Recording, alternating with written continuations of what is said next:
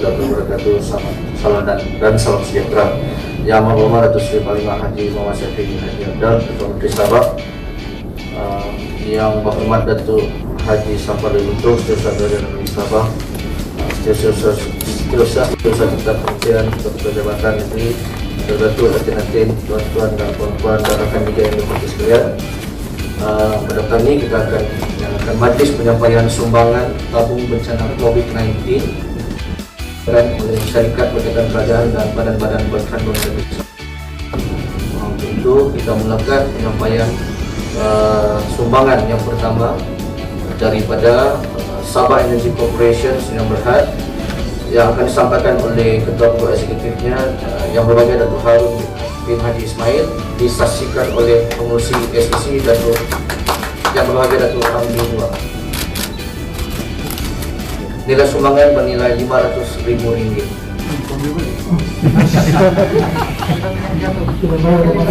Seterusnya dijemput daripada ASEAN Supply Base Sdn Bhd. Dipersilakan penyampaian sumbangan yang berbahagia Datuk Haristan, disaksikan oleh pengurusi ASEAN Supply Base yang berhormat Senator Datuk Donald Kutubadunti. Nilai sumbangan bernilai RM500,000. Seterusnya dipersilakan wakil daripada Ranhil Fawad Suan Sdn Bhd, dipersilakan penyampaian sumbangan yang berbahagia Insinyur Dr. Zahrul Faizi bin Hussein, disaksikan oleh pengurusi Sabah Energy Corporation yang berbahagia Datuk Hamdi Dua. Nilai sumbangan bernilai RM500,000.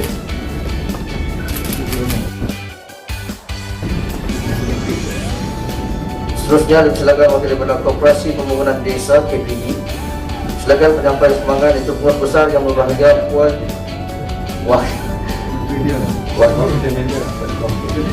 daripada KPD dan diwakili oleh Yang Berhormat Menteri Pertanian dan Nasi Makanan.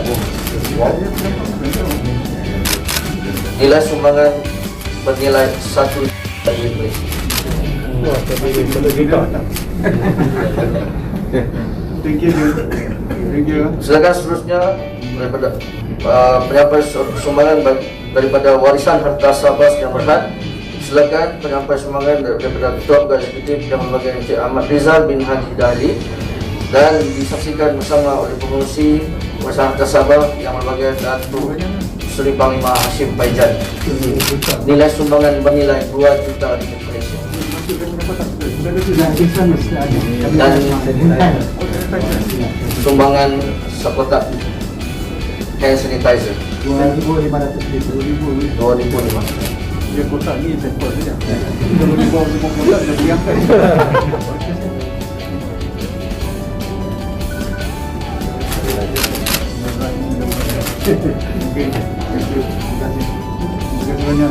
Dan yang terakhir adalah sumbangan daripada kumpulan Yayasan Sabah sebanyak 1.35 juta melalui anak syarikat Bentang Wawasan Sdn Bhd sebanyak RM390,000 dan Sabah Soput Berhad bernilai RM1 juta.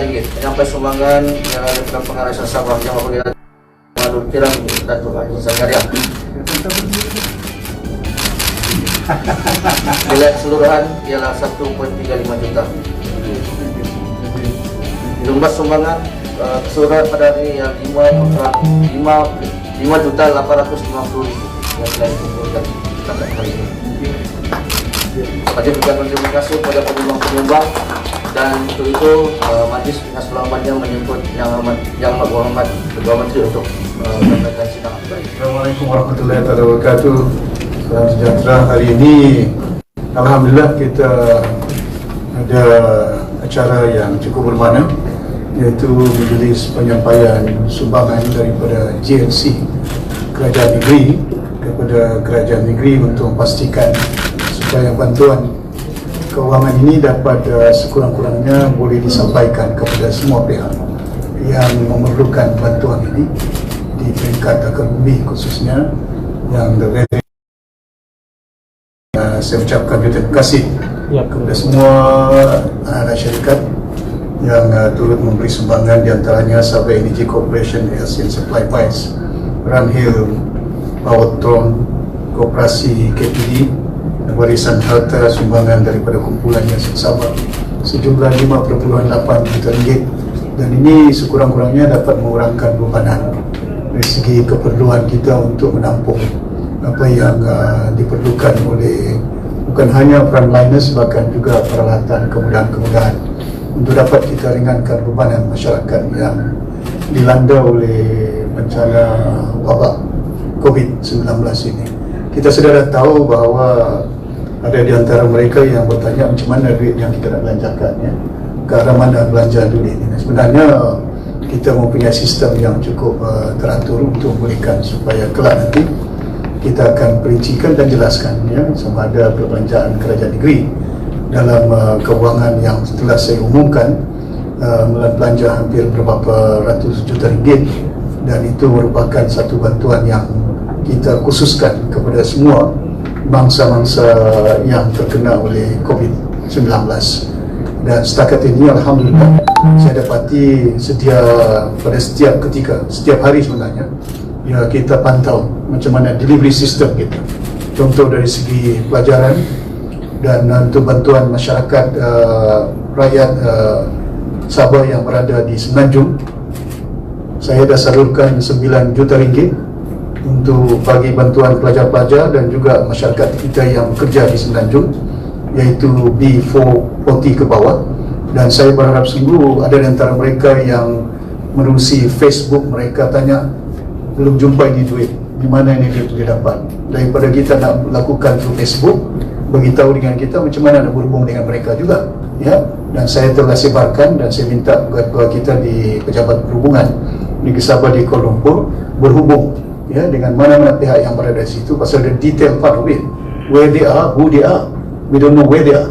Kadang-kadang dia mobile hari ini, tahun ini dia bekerja di tempat ini, tahun depan dia bertukar macam-macam tempat. We cannot track them, we cannot trace them, we cannot communicate with them where they are.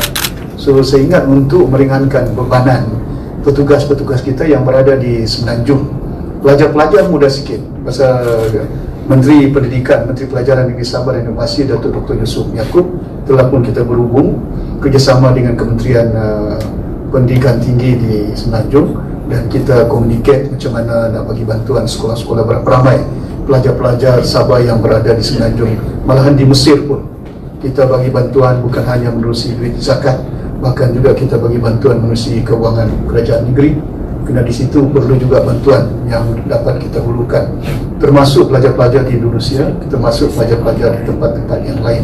Kita sebaik mungkin kita akan sampai reach them out bolehkan supaya kita pandang. Begitu juga sektor-sektor yang lain, contohnya taxi drivers dan juga minibus operator yang ada, tour operator yang ada. Kita telah minta Kementerian Infrastruktur Datuk B. Tan Tani untuk menggerakkannya selama mungkin, termasuk nelayan-nelayan, petani-petani yang ada. Ini merupakan di antara golongan yang very vulnerable, yang memerlukan bantuan. Banyak lagi yang kita akan teruskan bantuan kepada miskin tegar dan juga kumpulan orang miskin di setiap luar bandar. Kementerian Luar Bandar tengah menguruskan, walaupun tidak mudah bagi kita untuk melaksanakannya, di Tokok Tambah, dengan bukan hanya bantuan keuangan yang kita berikan kepada pakir-pakir miskin yang ada, hard kufur. Di samping itu kita bagi bakul makanan pun, ya, ke peringkat mereka di setiap kawasan yang ada. Saya dah bagi arahan supaya pastikan sampai ke rumah-rumah mereka, setiap kampung yang rumah ada penduduk dia, tidak kira siapa dia, mereka berada di mana, asalkan mereka memerlukan dan diperlukan untuk bagi bantuan ini. Dan saya yakin di bawah pengurusan pentadbiran pengarah unit DPM di Negeri Sabah yang kita mempunyai 3,000 lebih anggota daerah yang ada, mereka tidak keluar daripada mana tempat mereka berada di kampung-kampung. Mereka kita tugaskan untuk menjalankan. Setakat ini kita dah sampai, saya ingat, dalam 160,000 ya, ketua isi rumah yang ada di seluruh Negeri Sabah yang kita telah bekalkan bakul makanan yang ada, ya, lain daripada yang adun-adun bagi. Jadi di Tokok Tambah oleh saya tahu ada inisiatif ahli-ahli Dewan Undangan Negeri kita yang masuk kampung-kampung, itu di samping bantuan yang diberikan oleh pihak kerajaan menerusi unit DPM yang ada, ya. Dan ini juga merupakan satu usaha yang kita lakukan, termasuk nelayan-nelayan dan juga petani-petani yang ada. dan termasuk juga taxi driver yang ada. Sehingga taxi driver ni dah hampir separuh lebih yang kita dah pun reach them out untuk pastikan supaya kita bagi bantuan bukan hanya di peringkat negeri Sabah, termasuk taxi driver yang ada di Labuan yang juga merupakan rangkaian. Kadang-kadang orang Sabah yang berada di situ yang menjadi usahawan, jadi peniaga di situ yang berhadapan dengan tidak ada pelancong, mereka pun terkandas tidak dapat membawa penumpang, sama ada yang datang dari Sabah, datang dari luar. Mereka ini merupakan rakyat yang asalnya daripada Mempakut, daripada Kuala Punyo, daripada Popot, daripada Sekitang, yang memerlukan bantuan dan sokongan daripada kita. Ini di antara langkah yang kita telah lakukan untuk pastikan kewangan ini dapat kita salurkan. Malahan kita membeli beberapa peralatan, ya. Contohnya dari segi yang untuk testing, reagent ini kita beli dari Singapura dan dia belanja 750,000 dan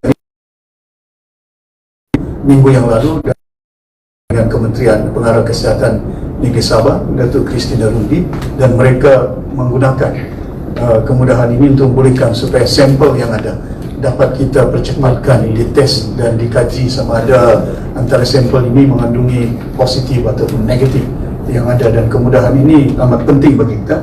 Di samping itu kita memberi peralatan seperti mask, face mask yang ada dan juga sanitizer yang perlu kita bagi bekalan, kerana kita yakin ini bukan hanya setakat hari ini. Face mask ni dalam amalan praktis yang biasa, dalam satu hari dia perlukan 3 face mask yang ada, khususnya the frontliners yang ada, pasal dia perlu, bila dia perlu dia tidak boleh basuh. Kalau dia basuh nanti dia tak boleh pakai lagi. So they have to change every now and then, almost every day. The frontliners di Tugau Tambah belum buka sekolah, tidak tahu bila mana buka sekolah ini, dan kita perlu sediakan untuk anak-anak sekolah yang ada, anak-anak sekolah yang masuk ke sekolah, untuk letak nanti mana yang khususnya tingkatan 5, tingkatan yang ni yang membutuhkan persediaan untuk berhadapan dengan pemeriksaan, sudah pasti untuk melindungi mereka, mereka perlukan face mask. Di samping itu mereka juga memerlukan sanitizer. Saya tahu alternatif yang lain kita boleh guna sabun, tapi maklumlah sekolah-sekolah ada di luar bandar Sabah ni ada yang ada air, ada yang tidak ada air. Jadi kalau kita pakai sabun tidak ada air, ambil air sungai, dan kita air sungai itu mungkin contaminated, jadi it's not treated water. So it is easier and more practical and a lot more hygienic.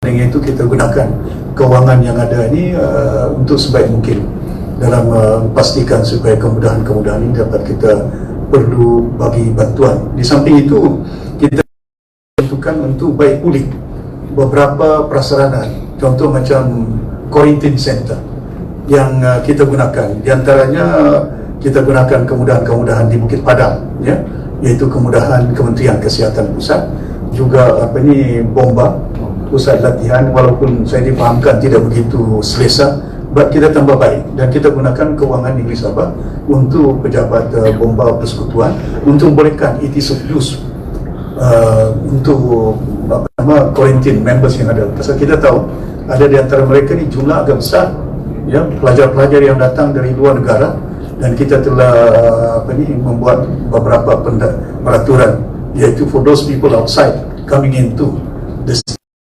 must be quarantined, no exception. Sama ada dia Kuala Lumpur, sama ada datang daripada luar negara, di London, di Eropah, China, they must be quarantined, they must be test to be done to ensure that mereka ini tidak akan mobile. Termasuk juga contoh macam rakyat Malaysia dari Sabah yang berada di Nunukan, di Kalimantan, akan ada datang dalam minggu ini yang kita buat facing pasal jumlah mereka agak besar, ya, lebih daripada 90, sehingga yang kita letak mereka untuk pastikan sudah sampai di Tawau. Tapi saya maklumkan, kembalikan mereka ke negeri kita, tapi jangan kita biarkan melalui jalan tikus yang ada yang mungkin tidak terkawal. Kalau tidak terkawal, dia akan berdamping dengan keluarga, anak-anak mereka yang mungkin akan terjangkit kalau sekiranya mereka tidak kita buat testing. Maka dengan itu penting kepada kita pastikan quarantine dilakukan untuk membolehkan supaya kita cari dan buat testing sama ada mereka positif ataupun negatif, untuk mengelakkan supaya mereka ini tidak ada kontak dengan mana-mana pihak yang ada. Walaupun tidak mudah bagi kita untuk mengurus takbir, keupayaan dari segi center quarantine ini saya tahu tidak mencukupi, tapi kita berharap ianya akan dapat kita tingkatkan.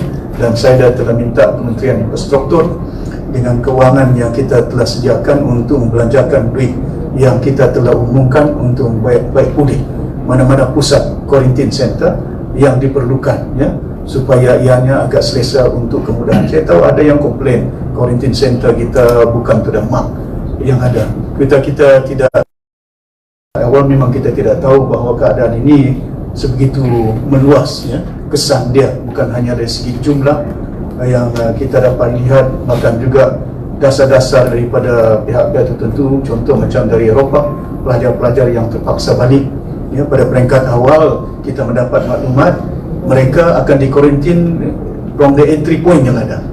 Itu dasar daripada pusat dahulu, tapi selepas itu dia tukar dan dibolehkan balik, digalakkan balik ke Sabah. Dan itu yang kita bimbang, pasal saya yakin Semenanjung pun tidak cukup pusat dia, ada yang mereka menggunakan hotel. Dan begitu juga kita di peringkat ini, kita telah pastikan supaya kita sediakan kemudahan untuk masyarakat kita. Quarantine center sama ada di Tawau, sama ada di Ladatu, sama ada di Sedakan, sama ada di Keningau, sama ada di Kota Kinabalu. Dan pusat-pusat ini kita telah kenal pasti untuk membolehkan kita tempatkan. Salah satu daripada kita akan tambah baik sport kompleks yang ada di Likas, dan kita akan bina di situ dalam sikit masa lagi, sehingga dalam 2-3 minggu dia akan dapat dilengkapi dengan beberapa kemudahan infrastruktur untuk membolehkan supaya kita dapat tempatkan rakyat kita yang agak selesa, tapi kita akan kontrol cordon the area. Tidak akan ada orang di kawasan itu yang boleh masuk, pasal virus kontak tidak jadi masalah. Jadi jangan dekat dengan tempat itu. Kalau jarak jauh yang jauh, don't worry, it cannot be contaminated. You cannot be contaminated, it won't be affecting you. Dan biarkan, we must take the necessary precaution to make sure that kita ada preventive measure yang ada untuk mengelakkan diri kita daripada terjerumus dengan COVID-19. Langkah-langkah yang kita akan lakukan, saya akan bentangkan dalam sidang Dewan yang terdekat ini untuk maklumkan kepada masyarakat tentang bagaimana perbelanjaan duit ini. There's nothing to worry about it, ya. Ini perbelanjaan yang amat kita perlukan, walaupun lontaran datang ini, pembaziran itu, kita nak selamatkan yang ada di negeri ini. Itu pertimbangan kita. Saya sedar dan tahu ada di antara syarikat-syarikat pun yang terpaksa kita tutup operasi mereka. Bukan musimnya untuk kita nak bergila tentang kerugian dan kewangan. Duit kita boleh cari, keuntungan kita boleh baik pulih, tapi nyawa manusia tidak boleh dicari. Kalau dah mati dia tidak boleh ganti, ya, susah nak ganti orang, ya. Tidak ada cara dan kaedah dia. Yang penting bagi kita selamatkan. Priority is that, selamatkan nyawa. And then after that we look into some of the business entity yang ada berhadapan dengan masalah. Contoh ada kilang-kilang. Kalau kita dapat fakta kilang-kilang yang mempunyai negative kind of incident, tidak ada kesan dia, tidak ada positif pesakit-pesakit yang kita dapati di kawasan itu, maka tidak jadi masalah bagi pihak kerajaan negeri dan juga command center untuk melepaskan mereka buat operasi. Tapi ada syarat-syarat yang kita letakkan, ya, ada SOP dia, standard procedure to all the operators yang ada untuk membolehkan supaya mereka boleh beroperasi, tapi syarat-syarat, ya, mesti complete. Testing must be done every day, ya, bukan 1 minggu, 1 bulan 1 kali, ya, untuk pastikan supaya mereka bila masuk ke kilang dan masa dia mesti ada. Jangan yang kita letakkan, dan kita nak tahu siapa kontak dia, ladang mana, kilang mana, transport mana, siapa yang dia bekalkan, ya, peralatan apa yang dia bekalkan. Ini kita kena tahu. Kerana ini perlu kita lakukan, walaupun dia agak very tedious job to do, but at this point of time we do have to micromanage this, because saving people life. First, top up, top down kind of concept. Daripada atas cuma kita tengok, kita tidak tahu apa yang berlaku di peringkat bawah. Go deeper to ensure that we can find out that there's no incidents of our people on the ground with negative, with positive kind of case yang ada. Kalau tidak, dia akan berhubung rapat dengan masyarakat yang tidak ada virus dia, dan dia akan kontak. Lepas itu dia akan kontak dengan rakan-rakan mereka. Kita sedar dan tahu bahawa virus COVID-19 ini tidak ada ubah dia setakat ini. The only preventive measure, distance yourself. Duduk di rumah sebaik mungkin. Maka dengan itu kerajaan negeri nak sampaikan makanan yang ada, bekalan makanan sebaik mungkin. Bukanlah kita nak beri keselesaan dengan makanan-makanan yang, tapi keperluan. Ya, kena kita nak reach them out. Begitu yang saya nyatakan. Mesyuarat kabinet tadi pun saya dah maklumkan, reach them out as many as possible. Rumah-rumah yang ada di setiap kawasan-kawasan, jangan ada ketinggalan. Asalkan mereka memerlukannya, dan kita akan bagi bantuan, sama ada hardcore, bantuan kewangan one off ataupun yang miskin tegar, kita akan bantu kewangan. Di samping itu bekal makanan. Dan kalau tidak termasuk, ya, saya dah minta supaya pegawai daerah senaraikan mereka, unit PPM senaraikan mereka, masukkan dalam senarai, dan kita akan sediakan bantuan. Ya, kita bagi bantuan untuk memastikan supaya mereka ini dalam keadaan boleh diselamatkan, bukan hanya daripada COVID-19, tapi mempunyai bekalan makanan yang sekurang-kurangnya mencukupi.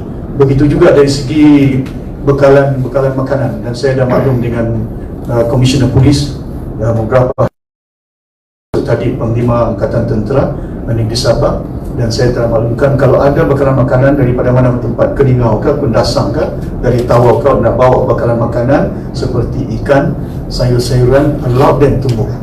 Pastikan supaya bekalan makanan ini reach to the market where they can be sellable. Ini yang kita nak pastikan, jangan halang bekalan makanan.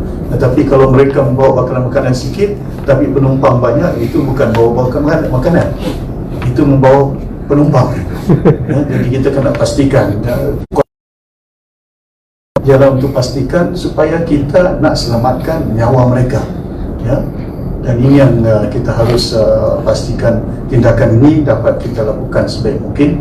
Dari segi delivery system kita untuk memberi bantuan ini dapat kita sampaikan kepada mereka yang memerlukan. Jadi saya meraih sungguh kalau sekiranya ada di antara mereka yang tidak kesampaian, sama ada berada di Semenanjung, please reach us as well. We try to reach you all.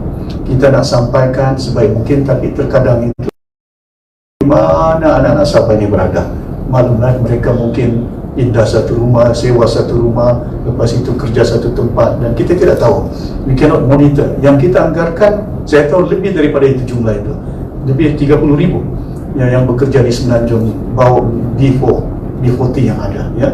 Yang mungkin ada di antara mereka kerja security guard, kerja dari segi pelayan di restoran, di hotel yang ada. Jumlah-jumlah ini kita tidak dapat ketahui di mana mereka berada, kecuali kalau mereka dapat berhubung dengan pejabat perhubungan Negeri Sabah di Kuala Lumpur, di Ampang. Dia satu saja pejabat di situ. Sehingga kalau kita orang Sabah semuanya tahu di mana pejabat perhubungan Negeri Sabah.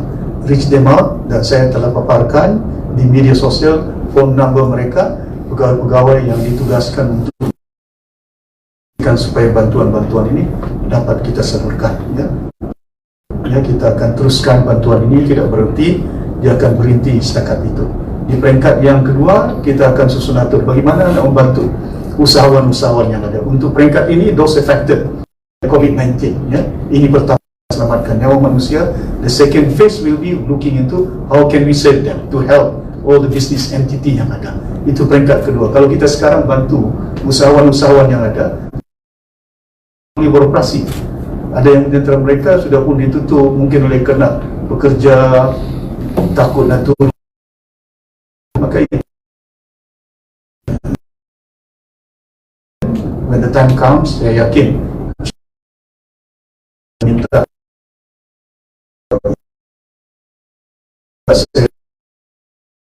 sejalan untuk membuat kajian secara mana package yang kita beli bagi bantuan sektor by sektor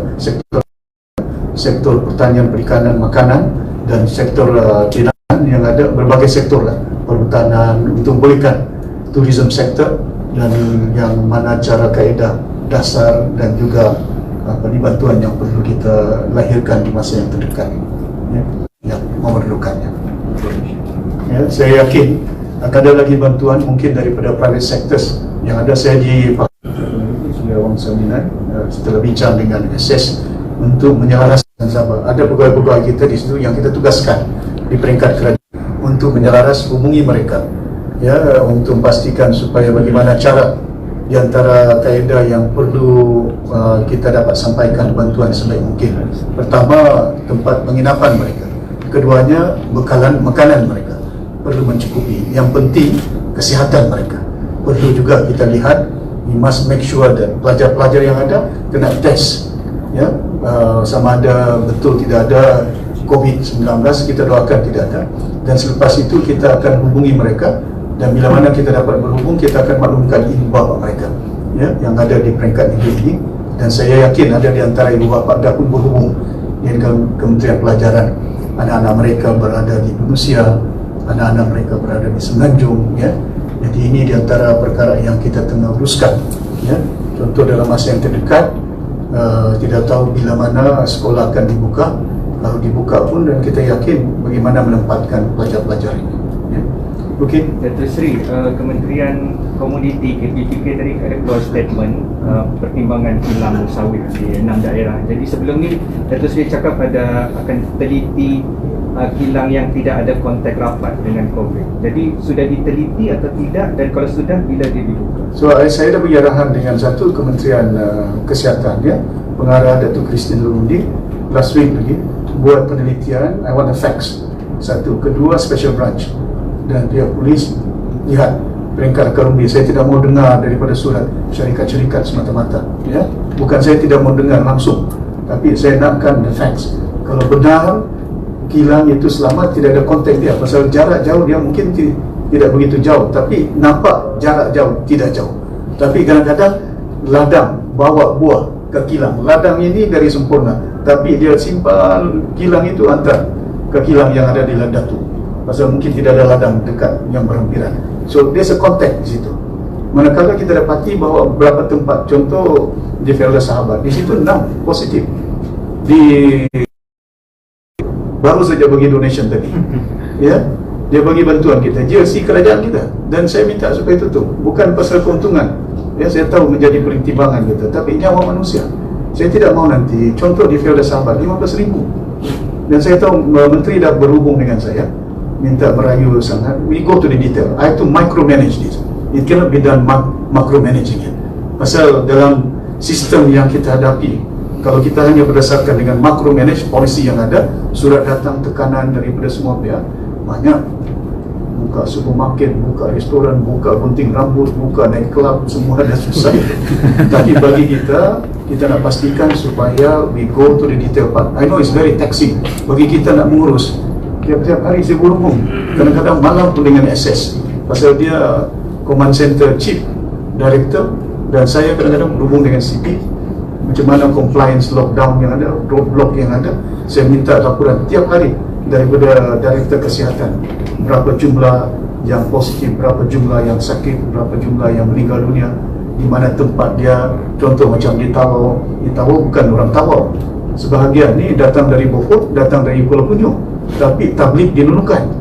Dia ikut kumpulan-kumpulan itu, tapi kita kena lockdown di Tawau. Pasal apa? Dia jarak dekat dia di Tawau. Kalau saya hantar balik, kalau kita biarkan mereka ikut laluan tikus, lalu Pensiangan, Nambawan, Kuala Punjung, Cipitang, habis orang Cipitang, Datuk Ramli Buah pun mungkin kena ya, jadi itu yang jadi masalah. Jadi sebelum rakyat kita tidak kena ini, maka perlu kita urus takbir mereka dengan baik. Jadi ladang-ladang ni insyaAllah jangan bimbang sangat. Dia sampai bila penelitian? Well, saya akan buat secara dalam minggu ini, dan malam ini SS akan ada mesyuarat, dan saya minta detail. Tapi mengambil fakta ni akan sedikit mengambil masa. Ada di antara mereka yang telah mengumumkan kepada kita bahawa mereka free of it. Tapi saya dah buat garis panduan, ya, ada histori dia. Garis panduan kita telah timbangkan berapa peraturan-peraturan yang perlu dipatuhi. Kalau maknanya syarikat ini kita lepaskan daripada lockdown yang ada, lepas itu mereka boleh beroperasi, tapi mereka perlu buat penelitian mengikut peraturan. Lepas itu kita akan buat rondaan. Kalau kita dapati bahawa they are not compliance, tidak mengikut seperti apa yang kita telah tekankan, jaga kesihatan, pekerja-pekerja dia, kontak dia di mana dia, dan juga pakaian yang perlu dia, dan time yang dia kerja, ada shift dia, berapa jam kerja dia, ya, dan kita nak pastikan supaya keselamatan. Sanitizer must be there, mask mesti ada, dan kita akan buat dari segi setiap waktu ada tempat di kilang itu mesti ada, ya, macam mana testing, sama ada orang ni, sama ada thermal tester dia ada, ataupun kita kena tengok macam mana body temperature, ada simptom dia. Somebody within that outfit to monitor dari segi kesihatan, keselamatan yang ada di kawasan itu. Dan kalau mereka mematuhi, kita boleh longgarkan. Sabarlah, ya. Saya tahu itu yang dibangkitkan. Saya terima kasih daripada input yang diberikan, tapi saya harap sungguh supaya syarikat-syarikat ini bersabar seketika, ya. Pasal saya faham dan tahu keadaan ini membabitkan nyawa manusia, dan kita nak kenal pasti, ya, jangan ada kontak langsung, ya. Nak menyelamatkan nyawa manusia ini bukan mudah, ya, tapi untuk mengelakkannya, we can do that. It is within our means. Di mana supaya kita buat sistem lockdown, not complete lockdown, but how to manage it. It must be done properly. Sidang itu akan dijalankan seperti yang dijadwalkan pada 16 hari bulan ya. Apa dia? Yang sidang Zun State Assembly. Oh, State Assembly, ya. Based on the time yang ada, kita ada sistem dia, ya. Ada cara-cara dia. Pasal saya tahu sidang dewan lain pun bersidang di Kedah, di Pulau Pinang, dia bersidang. Kerana kita mengikut perlembagaan yang ada, kita tak boleh tak bersidang. Kita tak boleh nak tentang kewangan kita, nak belanja duit. I have to pass all the bill. Masa kena tunggu sampai tahun depan. This money spent for this year, it has to be table. Kita kena jelaskan apa dia supaya jangan ada kekeliruan, jangan ada pemalsuan fakta yang ada. Saya tak mau nanti orang cerita sana cerita sini. The government of the day, we try our level best, ya. Kita untuk pastikan supaya bukan hanya penjimatan yang ada, tapi nak pastikan kewangan ini digunakan sebaik mungkin untuk kepentingan rakyat kita di peringkat yang sama ini, ya. Sidang dewan tu kan ada sistem, ya, dari segi kita amalkan. Mungkin kita akan shorten time frame dia, ya. Dan saya ingat pusat parlimen pun akan bersidang bulan Mei, ya. Dan bagi kita kena ada peraturan-peraturan kita perlu ikuti, ya, dalam perlembagaan, dalam sistem yang ada, ya. We try to minimize the time frame, dan kita telah maklumkan jangan ada awam yang datang, ya. Yang kita perlu untuk nakkan supaya hadir dalam sidang dewan ini, yang pertama diresmikan oleh TYT, tidak ada seremonial, berbarisan cek sana dia, TYT kita sambut terus saja di tidak ada jamuan dia, minta supaya ucap, lepas tu kita bentang dan kita akan bahaskan sedikit semalam, ya. Dan saya minta SS perincikan the modus operandi macam mana sidang ini supaya it complies dari segi peraturan lockdown, supaya jangan banyak kontak dia, distance dari satu orang ke satu orang, ya. Okey, pasal kalau kita nak longgarkan bulan depan, bulan puasa, hari raya, then is already end of the time frame is given for us. Dari segi kebiasaannya bersidang kena dalam satu waktu yang ditentukan, ya. Nanti kalau tidak ada sidang, dewan pun bubar secara otomatik. Dan kita tak mau dewan dibubar secara otomatik. Okey. Datuk, difahamkan tak ada berlaku kejadian banjir di persiapan pagi tadi? Ya, kita faham. Dan itu saya deactivate bahagian keselamatan di peringkat daerah-daerah, bagaimana untuk beri bantuan. Dan Datuk Peter tadi setengah mesyuarat kabinet pun dia terus bertolak ke kawasan itu. Saya maklumkan, jaga dengan baik, pastikan kemudahan-kemudahan untuk menyelamatkan sama ada bomba, perahu-perahu yang ada. Ini yang kita nakkan, ada kemudahan-kemudahan. Mungkin jambatan yang patah ataupun jalan raya yang dah rosak, ya, kena diguna baik, ditambah baik. Pasal itu tempat laluan yang ada, dan duit yang kita telah bentangkan itu akan digunakan. Yang kadang-kadang orang persoalkan, ini duit untuk apa ni? Tapi orang tidak tahu, we expect things will come, all sort of various kind of needs yang ada, dan kita perlu kewangan dari segi, dan kita kena jelaskan, dan kewangan ini kita akan verify how the expenditure is done. Saya akan maklumkan di dewan nanti, ya. So there is no worries on our part. Saya dah minta pengarah SPRM pun masuklah. Kalau nak masuk pergi pejabat saya pun masuklah. Cek Kementerian Kewangan, ya, apa cara dia, apa kaedah ini, mana-mana pihak. We are very transparent. Tapi jangan assume kita as if we are doing something illegal like what they have done before. This is a different government system yang ada. Ya. Alright. Okay, sir. Terima kasih. Ada lagi? Hugo? Everything okay? Terima kasih banyak semua media sosial. Bagi makan dulu. Silakan. Semua.